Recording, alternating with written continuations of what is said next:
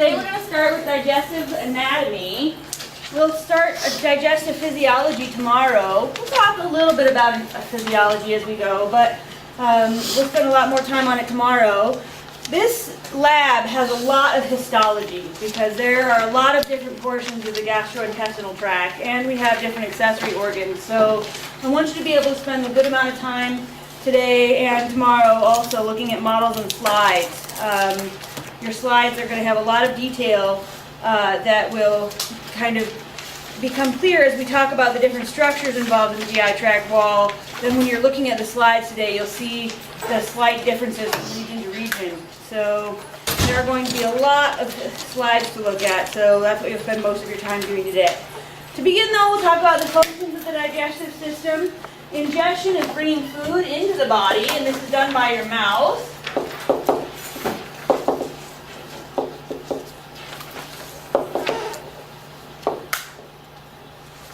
So this is a function of the oral cavity. It's going to help with the ingestion of food.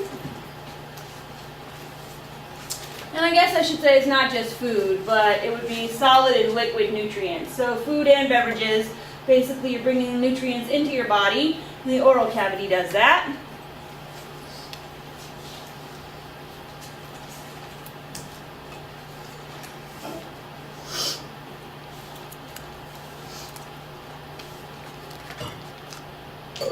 The next function of the digestive system is motility, and motility is movement of material through the alimentary canal, and so this could be voluntary or involuntary muscle contractions that are going to propel materials through your GI tract.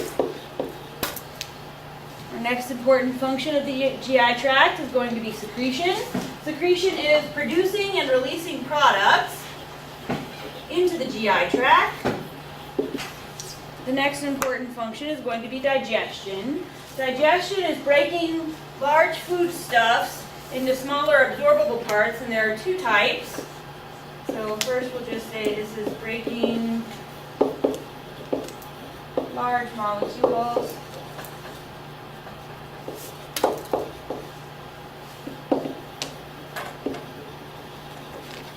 into smaller parts. The first type of digestion is mechanical digestion, and this is the physical breakdown of large foodstuff into smaller parts. The second type of digestion is chemical digestion, and this is going to be when we're breaking large macromolecules down into ultimately monomers that can be absorbed. And the last function of the digestive system is going to be to eliminate waste. So in elimination, we will expel the indigestible or undigested components that are not absorbed. All right, so our digestive system is organized into two regions, the GI tract or the alimentary canal. GI for gastrointestinal tract. This is also called the alimentary canal. And this is a continuous tube that starts in your mouth, runs through your stomach, small intestine, large intestine, and ends at your anus. Each of these regions is going to have different properties of the different layers of its wall. So that's what you're going to have to look at histologically in your lab and recognize the difference of. But the GI tract is continuous from the mouth to the anus. And then we have accessory organs. And our accessory organs are going to assist in digestion in some way.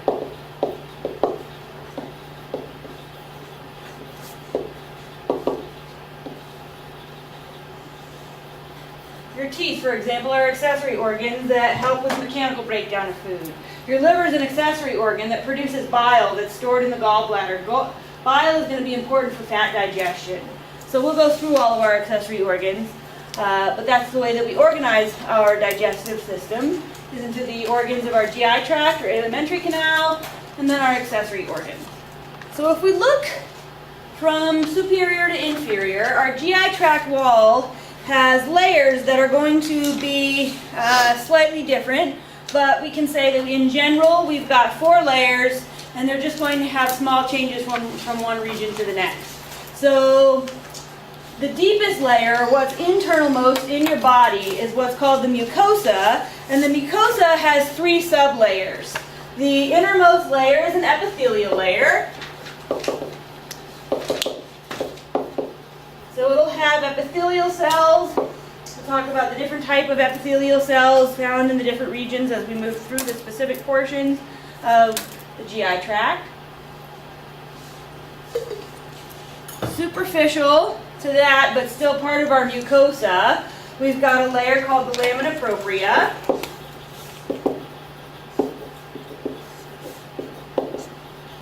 And our lamina propria is just areolar connective tissue that contains some lymphoid tissue. Say the lamina propria is areolar connective tissue that has some gland portions to it.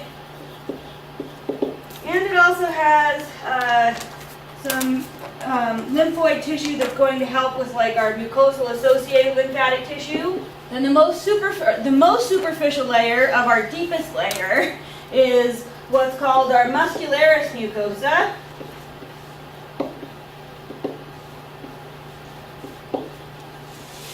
And this is a layer of smooth muscle, but it's part of our mucosa.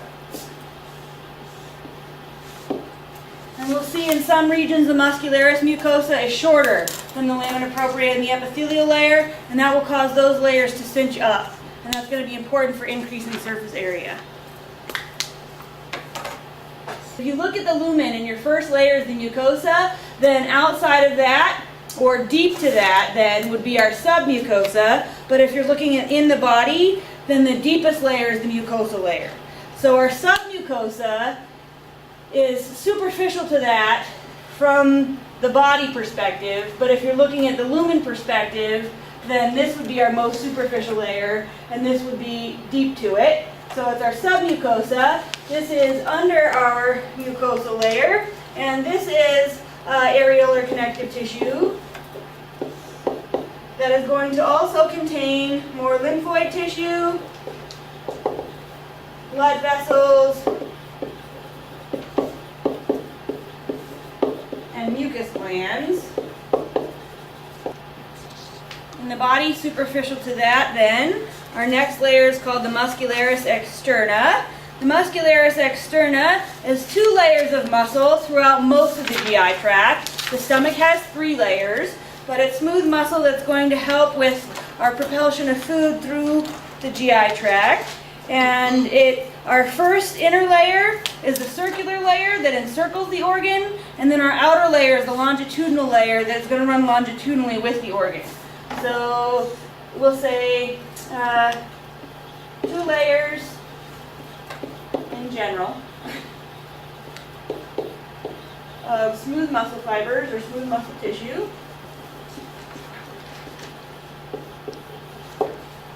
So throughout most of our GI tract, we have an inner circular layer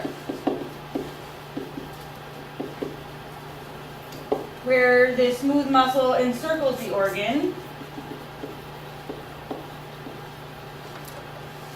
And then we've got an outer longitudinal layer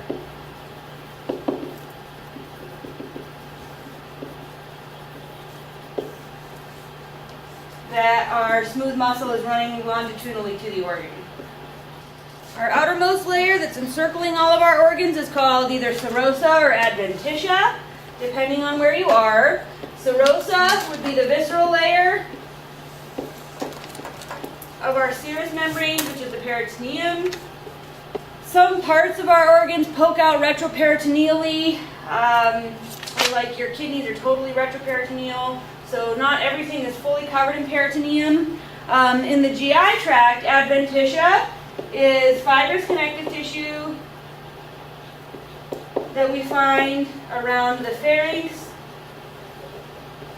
the esophagus,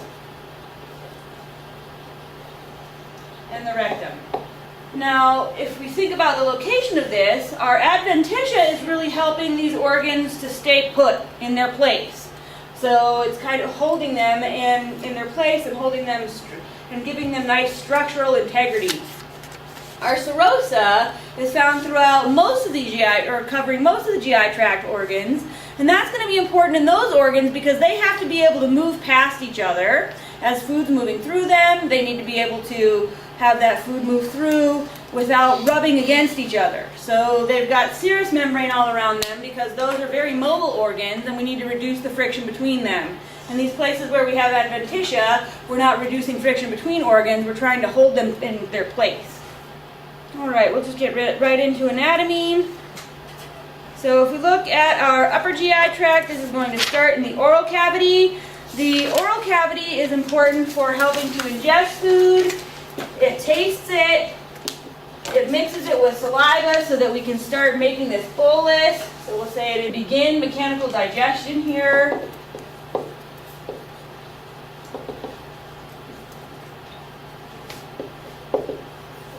We'll start some chemical digestion. We'll look at that when we look at our salivary glands and the components of saliva. So our oral cavity is going to be the first place where we're bringing in our food. Your tongue has your chemoreceptors for taste, so it's going to help us taste food. As you're chewing up that food, that's going to begin our mechanical digestion in our teeth. Your tongue will push that food around and mix that with saliva.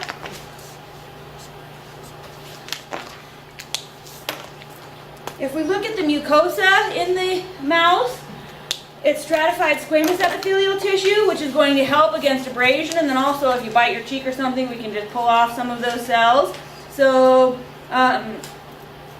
throughout most of the mucosa, it's going to be non-keratinized, but there are portions of your lips that have keratinized. So for our mucosal layer, the epithelial layer, we'll say the epithelium is stratified squamous epithelium. There's nothing horribly special about the other layers in the oral cavity. What is special is that our oral cavity contains salivary glands. So we've got different types of salivary glands. The salivary glands are accessory organs, and they're aiding in digestion by secreting saliva, which is going to do a couple things. It's going to help liquefy, well, not liquefy our food. It's going to help moisten our food so it's easy to swallow. And then it's also going to introduce our first two chemicals that are going to help with digestion. So our salivary glands secrete saliva. This is rich in mucus, so it's got a lot of mucus. It's got this other stuff called salivary amylase. Salivary amylase begins carbohydrate digestion in the mouth. Anytime you see an amylase, it's going to be chemically breaking down carbohydrates. Carbohydrates are abbreviated CHO because that's what they have in them, carbon, hydrogen, and oxygen. So this will begin our carbohydrate digestion. The other important component of saliva is what's called lingual lipase. And this becomes activated in the stomach, but lipases break down fat. So it's not actually activated. You don't begin lipid digestion in the mouth. You just add lingual lipase in the mouth. So we'll say that this is inactive until stomach. And then we've got two types of salivary glands. Intrinsic salivary glands are found dispersed throughout your oral mucosa, and they are continuously secreting saliva that keeps your mouth wet. The other types of salivary glands that we have are called extrinsic salivary glands, and they're discrete organs outside of the oral mucosa.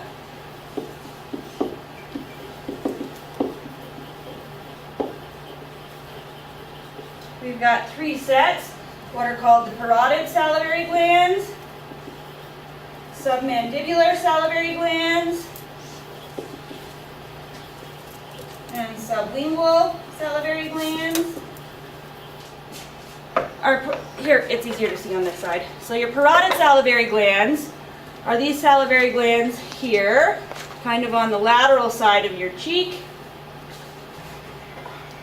Your sublingual salivary glands are right under your tongue, and your submandibular glands are right here. Other accessory organs we find in the mouth are the teeth. I'm not going to make you worry about the different types of teeth. just be aware of what they're good for. This is what's beginning our mechanical digestion by grinding and tearing our food. And then the last accessory gland or accessory organ that's really important in the mouth is the tongue. And this is mostly muscular, but it's covered with our non-keratinized stratified squamous epithelial tissue.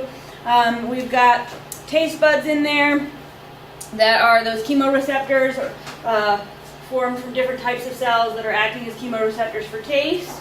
Its job is to really help to manipulate the food between your teeth while you're chewing. And then after you've mixed it all with saliva, it helps to kind of form the food into what's called a nice bolus. So this is mostly muscular, covered with stratified squamous epithelial tissue, the non-keratinized version. It helps to manipulate the food between your teeth, and it's going to really help form the bolus, which is what we're going to swallow. So we're going to mix, we'll also say that it mixes the food with saliva and helps to form the bolus that we'll swallow. So the external borders of your lateral borders of your oral cavity are your cheeks, and then the superior border of your oral cavity is your hard and soft palate. So your tongue's going to push that material along your hard palate and form it into this nice bolus. And when it gets back to your soft palate, it's going to stimulate tactile receptors so that you'll start the involuntary portions of swallowing. But we'll talk more about that on tomorrow. All right, from your oral cavity, you move to your pharynx. The pharynx is just a muscular funnel, basically, that's connecting your oral cavity to your esophagus. Again, it's got its dual functions in the respiratory and digestive tract. In the respiratory tract, it's conducting air. In the digestive tract, it's conducting food. And it's lined, the oral and laryngopharynx regions are lined with our non-keratinized stratified squamous epithelium because they have to be abrasion resistant. And it's going to end at what we call the upper esophageal sphincter. So the pharynx begins at the nasopharynx, which has our pseudostratified ciliated columnar epithelium, and it ends at what's called the upper esophageal sphincter. So swallowing in the oral cavity is voluntary. When it gets to the pharynx, it's involuntary. And then there's going to be a third phase when we move to the esophagus that's also involuntary. So the esophagus is a continuation of basically the pharynx is going to continue down into the esophagus past that sphincter, and it's just a long muscular tube that is conducting our food to the stomach. So this is also a muscular tube. We'll say conducts material to the stomach. So it's got that upper esophageal sphincter, and it also has a lower esophageal sphincter. So we'll say it spans from upper to lower esophageal sphincters.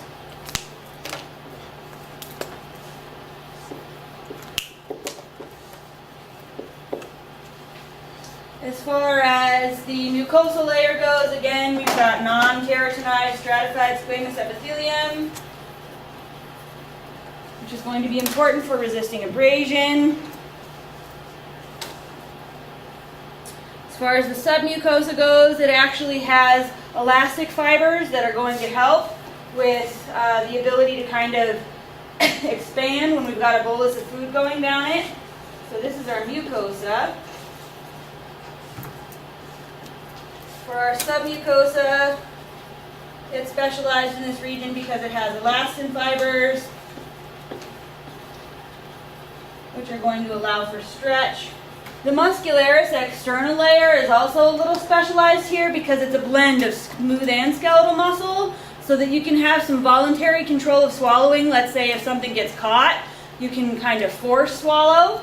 So for our muscularis, we'll say it also contains skeletal muscle fibers This is going to do a couple things. It helps you to coordinate swallowing and breathing so that you can swallow between respiratory cycles. And it also helps if something gets stuck in your esophagus, you can kind of force swallow it down. In general, the esophageal phase of swallowing is involuntary, but we've got some skeletal muscle fibers in there that can help if we have to force swallow something. Alright, so from our esophagus, food is going to go through this lower esophageal sphincter, which some books also call the cardiac sphincter. From our fundus, we have the body. From our body, this last little region is called the pylorus. So the food is going to come through this cardiac sphincter into that cardiac region. This part that's sticking up here is called the fundus. Most of this is the body, and then this little region that's kind of thinning off and going to our duodenum of our small intestine is called the pylorus. So we've got our cardiac sphincter here, our pyloric sphincter here, and we have this curve right here is called your lesser curvature. This curve down here is your greater curvature. So those are pretty much all the things that you can see at the gross level. So the fundus sticks out here. This would be the fundus. This first region here would be the cardiac region. This is the body. And then the narrow tube at the end is the pylorus. Now if we open this up, we can see that it's got these ridges on the inside. These are called rugae. And they are caused by the folding of the submucosa and the mucosa together. And so that's something you can see that way, looking at it from that angle. On this model it's kind of nice because it's showing you, it's breaking apart the wall and showing you the different layers of the wall. So as far as our layers of the wall go, a difference in the muscularis layer is that the stomach has an inner oblique layer. So you can see that here. Oblique means at an angle, or anything oblique is at an angle. So here's our oblique layer, then here's our circular layer, then here's our longitudinal layer. So we'll talk about the mucosa in just a minute. For our muscularis external layer, we'll say it has an additional oblique layer that is going to help with mixing and churning. Mixing and churning is a special type of motility in the stomach where we're really going to be forcefully mixing our bolus of material with our gastric juice. So you can see all three layers on the model here, which is kind of nice.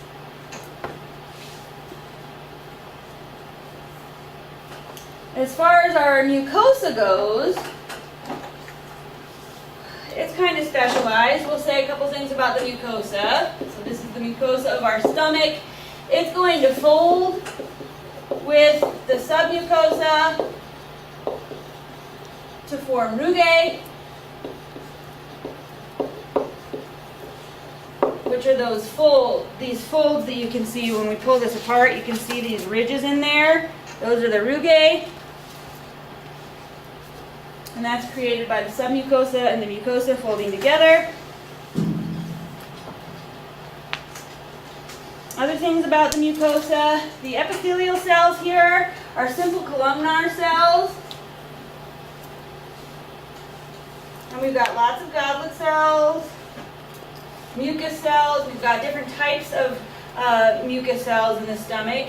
Mucus cells and then mucus neck cells they're called. So our mucosa is pretty specialized. It's got our simple columnar epithelial cells, and they are going to fold down, and when you look at the mucosa layer, you'll see it on the in your slides today. It's really easy to see. It forms these things called gastric pits, and so it's going to like dip down, and in those gastric pits we have different types of cells that are going to be important. As far as our specific types of cells, if we look at our simple columnar epithelial cells, the different types that we have are mucus cells, which secrete mucus. We've got mucous neck cells that are at the superior aspect of those gastric pits. That are also secreting mucus. The two types of mucus together are going to be really thick and help to protect and create what's called a mucosal barrier in our stomach. And they need to be protected because of the other cells that are releasing these digestive enzymes. So our other cells that are releasing our digestive enzymes, we've got cells called parietal cells. Our parietal cells are secreting hydrochloric acid. Hydrochloric acid is going to do several things. It kills microbes. It denatures proteins. So it'll take them from that complex quaternary structure and break it down to the more simple structure, our tertiary, secondary structure. So it's going to denature our proteins. It's going to activate lingual lipase.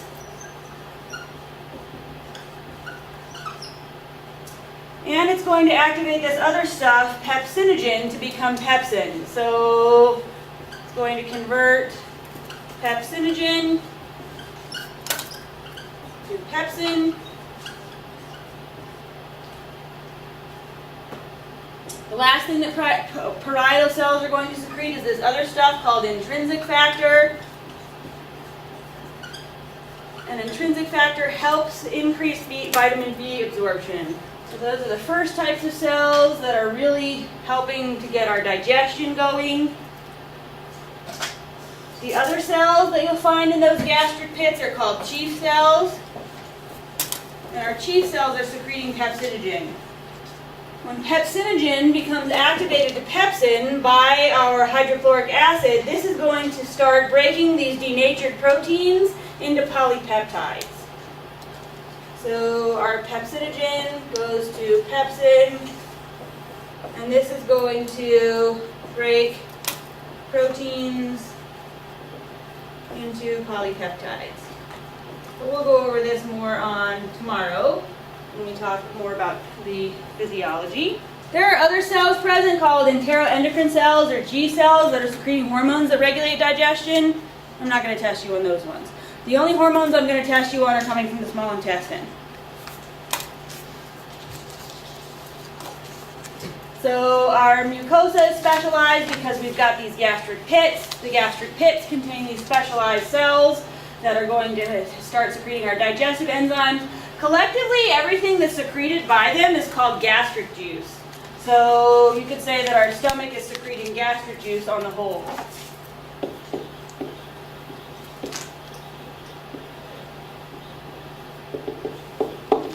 And gastric juice contains all these things that are being released by our different cells. Our muscularis externa is specialized because it's got this extra oblique layer that helps with mixing and churning.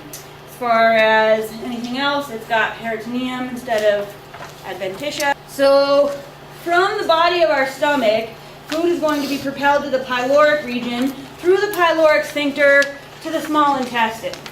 So this is our small intestine, and it's small because it's thin in diameter, but it's 2 to 4 meters long in most people.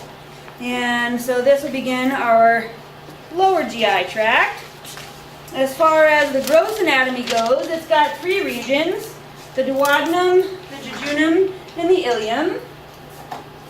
So the duodenum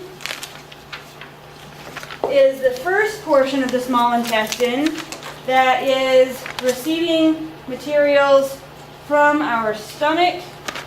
And this is not a great model for it. So the duodenum would be, if we look at this model, where our pyloric sphincter is leading away from our stomach, it's entering the duodenum back here.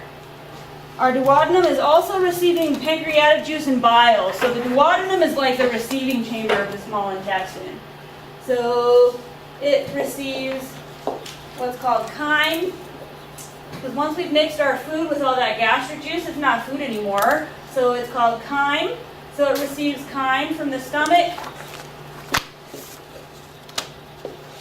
It also receives pancreatic juice from the pancreas. And it receives bile from the liver and gallbladder.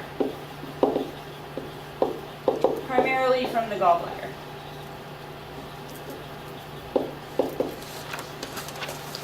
So it's the shortest part of the small intestine, but it's pretty important because it's like the receptive chamber where we're bringing things into the small intestine. Next, we've got our jejunum, which is where most of our chemical digestion and absorption is going to occur. Then the distalmost part of the small intestine is called the ileum. The ileum also continues chemical digestion and absorption, but it's just not as big as the jejunum. And it's going to terminate at this region here with the large intestine called the cecum. So there's a little valve, and all of our models show it. So I think all of our models show it, where our ileum is leading into our large intestine. That first part of the large intestine is called the cecum. There's an ileocecal valve that's going to let material from the small intestine, from the ileum of the small intestine into the cecum of the large intestine. So the ileum, we'll say, finishes chemical digestion and absorption, and it terminates at the ileocecal valve. The histology, or the microanatomy of the small intestine, is really cool because this organ has done everything that it can to increase surface area. So it's got specializations in the mucosa to help increase surface area, and specializations in the submucosa and mucosa to increase surface area. And we want to increase surface area so that we have maximum exposure of this material passing through to digestive enzymes coming from it, and that we have maximum exposure of that material to the surface so that we can absorb as many nutrients as possible.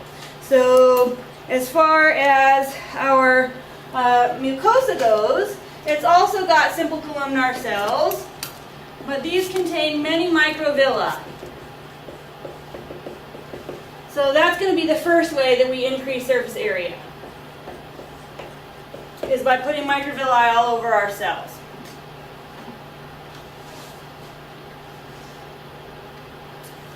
The second way that we're going to increase our surface area in the small intestine is that we're actually going to have the lamina propria and the epithelial layer cinch up and create what are called intestinal villi. And we do that. This model is a great model for showing kind of how this works. This is the small intestine. And what you can see is that we've got this muscularis mucosa layer here, and it's shorter than our mucosa and the lamina, or than our epithelial layer and our lamina propria. So since it's shorter, the other two layers cinch up and create what are called intestinal villi. So each of these is an intestinal villi. And that's going to be the second way we increase surface area, is by cinching those up. So we'll say that our epithelium and our lamina propria are shorter than the muscularis mucosa. This is going to cause what are called intestinal villi. So these intestinal villi are the second way that we increase surface area. So the third way that we're going to increase surface area is this model doesn't show it very well, but our muscularis externa layer is also shorter than our submucosa and mucosa, so they're going to cinch up and create what are called circular folds. I wonder if any of our models show that.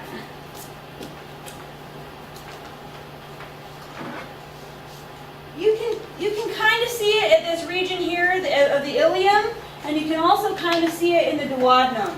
So come check out that model, but you can kind of see how there's this ridged region in here, this last part of the ileum, those ridges. Those are called circular folds, and they're created because our mucosa is going to fold with our submucosa. We'll say our submucosa and mucosa are longer than our muscularis externa, which is going to cause them to cinch up and create circular folds. which is the third way we increase surface area. So one day, a couple semesters ago, I was talking to my husband about how cool the small intestine is because it's got all these structures that increase surface area. And he's an engineer, so he's like, well, let's calculate how much is the surface area of the small intestine. And the whole goal was to figure out if my absorptive surface area could cover a football field. So we did all this research and figured out how big are each of these individual columnar cells, how many microvilli does the average columnar cell have, how big is an intestinal villi, and how big is a circular fold. And I was really hoping I could cover a football field. I cannot. I can only cover 2/3 of a tennis court, but that's still pretty significant. Like, if you think about it, I have this 2 to 4 meter long, thin tube, and if we were to spread out all of that absorptive surface area, that would cover 2/3 of a tennis court. And that fits all right inside my belly. So it's pretty cool. The small intestine is really neat in that way. It's got all of these structures that really help to serve its function, which is to finish up our chemical digestion and absorb our nutrients into our body. So I think that's pretty cool. Any questions on any of that so far? So these microvilli in our simple columnar epithelium are creating what's called the brush border. And they call it that because under a microscope, it looks kind of fuzzy, like a brush. So this creates the brush border. And the small intestine then secretes collectively what are called brush border enzymes.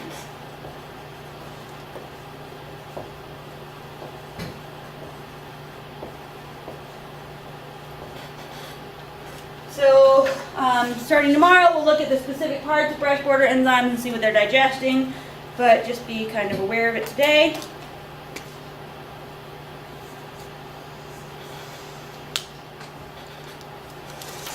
All right, so the last part of our GI tract is the large intestine. As far as gross anatomy goes,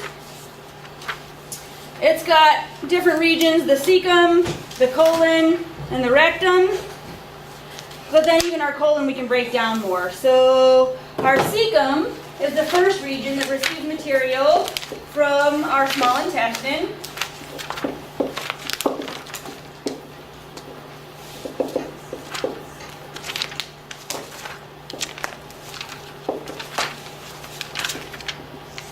From the cecum, material is going to pass into the colon, which has 3 parts: the ascending colon, the transverse colon, and the descending colon. So again, the ascending colon, the transverse colon, and the descending colon. The descending colon is going to give rise to this region right here called the sigmoid colon. And the sigmoid colon is going to empty into the rectum, which is a temporary storage site for feces. So then we go to the sigmoid colon. And from the sigmoid colon, waste will move to the rectum, which is a storage site for fecal material. As far as our histology goes, at the mucosa layer, we still have simple cuboidal or epithelial tissue, but we don't have microvilli. Should I say cuboidal? I meant columnar. So we've got simple columnar epithelial tissue with lots of goblet cells. So you'll see that when you look at your slides today. You can see a ton of goblet cells in the large intestine. And that's because this material that's passing through, we're absorbing water and pulling it out of it. So this material is solid, and we need to lubricate it so that it moves throughout the system. So it's got lots of goblet cells so that we can secrete a lot of mucus. Bless you. The only other thing, there's not anything too special about it. Each of these little regions is what we call a haustra. So we're going to have a different type of motility here called haustral contractions, but again, we'll talk about those tomorrow.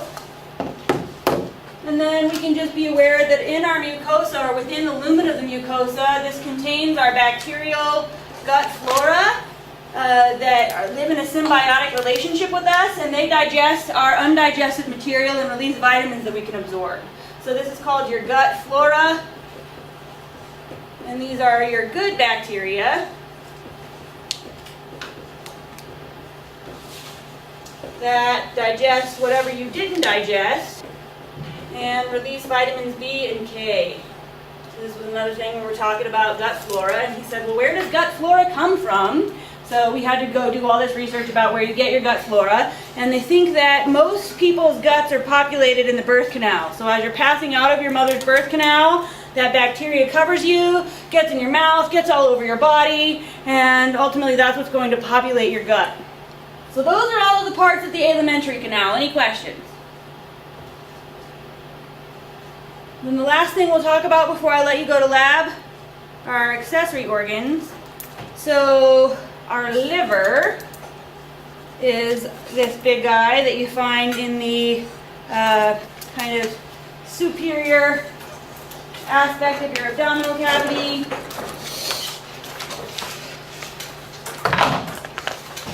Hangs out in this right upper quadrant. It's really important for producing this stuff called bile. Bile is going to be important for helping with fat digestion.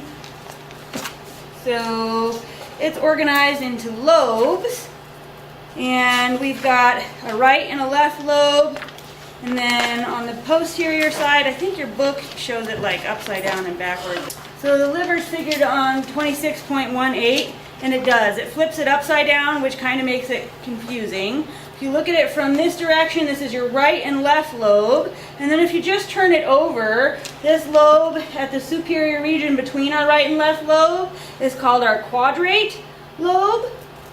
And then this one down here on this model is numbered 8, is our caudate lobe. So those are the 4 lobes of the liver. And I think as far as gross anatomy goes, that's the most important thing that you have to be able to recognize. This is the inferior vena cava that's going to drain away all our filtered blood. So other things you can see in this model are branches of your hepatic artery. These little green ducts that are coming out of it are your right and left hepatic ducts. They're going to lead to our common hepatic duct. And then this is our gallbladder that sits up in here. And it's going to let bile through this cystic duct. And the cystic duct joins with our common hepatic duct to form the common bile duct. And that's where we're going to squirt bile out of that common bile duct into the duodenum of the small intestine. So that's the gross anatomy that you need to be aware of. As far as the microanatomy goes, our tissue, or the tissue in the liver is kind of organized into these things called lobules. And they have a bunch of cells called hepatocytes. And our hepatocytes have the job of filtering out blood, pulling out toxins, and producing bile. If we look in the middle of a lobule, that's called a central vein. And around each of our lobules, we'll have these things called portal triads. And a portal triad has, like it sounds, 3 parts. It's got a branch of the hepatic portal vein,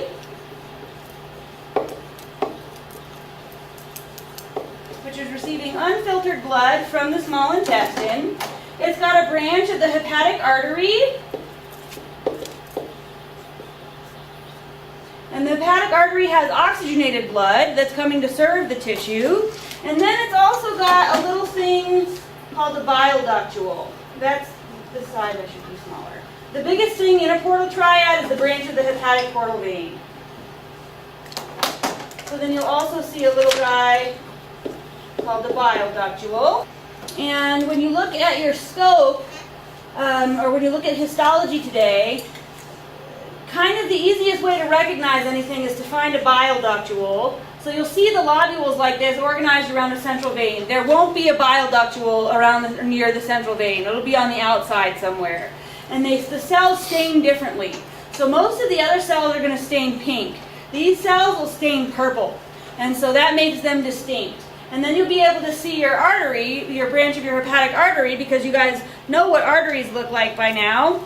And they're pretty distinct. And then the biggest thing in that portal triad will be the branch of your hepatic portal vein. So those 3 structures form a portal triad. And our blood, our oxygen-rich blood and our nutrient-rich blood is going to filter past our hepatocytes and be collected in the central vein.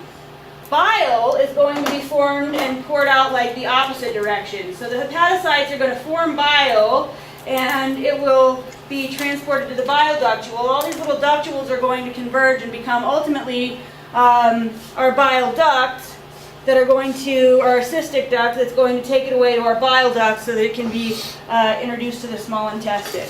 So these central veins then are going to ultimately lead back to the hepatic veins that dump into the inferior vena cava, which is why you commonly see the inferior vena cava on the back of your liver models.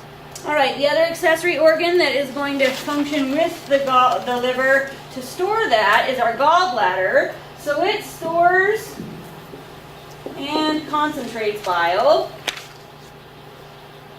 I don't think you have to look at a slide of it. You just have to know what it's good for and be able to identify it on a model.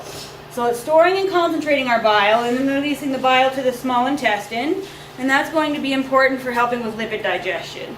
So our liver makes the bile and the gallbladder stores it. Our last accessory organ is the pancreas. So the pancreas you can see coming across here. And our pancreas, this would be our pancreatic duct that's going to introduce pancreatic juice to the small intestine. So that's going to be its function in digestion, is that it's going to release pancreatic juice. And pancreatic juice is a complex mix of proteases, amylases, nucleases, and lipases that are going to help really help break down our materials further so that they can be exposed to the brush border enzymes where we'll complete chemical digestion. So we'll say this is going to release pancreatic juice to our duodenum. As far as gross anatomy, you just have to be able to identify the pancreas and the pancreatic duct. As far as the microanatomy goes, we've already looked at the pancreas when we looked at the endocrine system. So now we have to recognize the other cells. So the pancreas has pancreatic islets. These are part of the endocrine pancreas. And I always think of the islets as being like a big group of small cells. So you can generally see an islet kind of from further back before you zoom in to see the differences in the cells, because generally when they're fixing the tissue, there'll be like a little white space around it. In the body there are no empty spaces, but when you preserve a tissue, you start seeing things dry up and separate. So you can kind of see an islet as being a big group of large cells. What the exocrine portion of the pancreas happens through our pancreatic acini, which is plural for acinus. So acinus is the single. And these are bigger cells in smaller groups. And sometimes you can't see the little ductule, but these cells are surrounding a ductule that's going to ultimately converge to become the pancreatic duct. So they're really organized in these small groups of large cells around that pancreatic duct. And these are our exocrine cells. And they're releasing this pancreatic juice into that pancreatic duct that's going to let it into the duodenum.